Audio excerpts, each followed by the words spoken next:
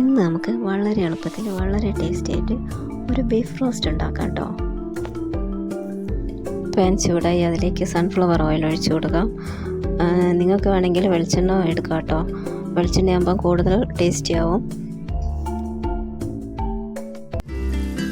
ചൂടായ എണ്ണയിലേക്ക് ഒരു സവാള കട്ട് ചെയ്തതും ഒരു 3-4 പച്ചമുളക് കട്ട് ചെയ്തും കൂടി ഇട്ട് കൊടുത്ത് നന്നായിട്ട് വഴറ്റിയെടുക്കാം. കുറച്ച് ഉപ്പിട്ട് കൊടുക്കാം. സവാള നന്നായി വഴന്ന് വന്നതിന് ശേഷം ഇഞ്ചി വെളുത്തുള്ളി പേസ്റ്റ് ഇട്ട് കൊടുത്തിട്ട് ഒന്നുകൂടി നന്നായിട്ട് വഴറ്റിയെടുക്കുക.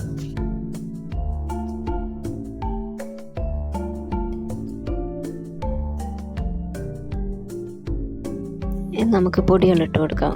കുറച്ച് മഞ്ഞൾപ്പൊടി, കുറച്ച് മുളക് പൊടി, കുറച്ച് മല്ലിപ്പൊടി ഇട്ടിട്ട് ഒന്നുകൂടി അതിൻ്റെ പച്ചമണം മാറുന്നത് വരെ ഒന്ന് നന്നായിട്ടൊന്ന് വഴറ്റിയെടുക്കാം. പിന്നെ അതിലേക്ക് ഒരു 2 സ്പൂൺ കുരുമുളക് ഇട്ട് കൊടുക്കാം.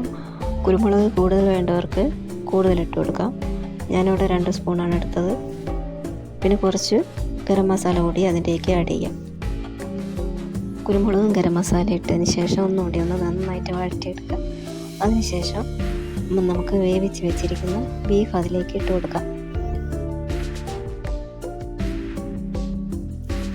ബീഫ് ഞാൻ ഒരു സവാളയും കുറച്ച് മഞ്ഞൾപ്പൊടി, മുളക് പൊടി, മല്ലിപ്പൊടി, കുരുമുളക് പൊടി, കുറച്ച് പെരുംജീരകം, ഇഞ്ചി വെളുത്തുള്ളി പേസ്റ്റ്, കുറച്ച് കറിവേപ്പിലയൊക്കെ ഇട്ടിട്ടാണ് കേട്ടോ വേവിച്ചത്.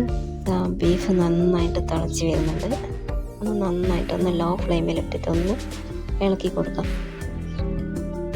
ഒന്ന് കുറുകി വന്നതിന് ശേഷം ബീഫിലേക്ക് ഒരു സവാള കട്ട് ചെയ്തതും കുറച്ച് കറിവേപ്പിലയും കൂടി ഇട്ടിട്ട് ഒന്നുകൂടി ഒന്ന് നന്നായിട്ട് മിക്സ് ചെയ്തൊന്ന് ഇളക്കി കൊടുക്കാം.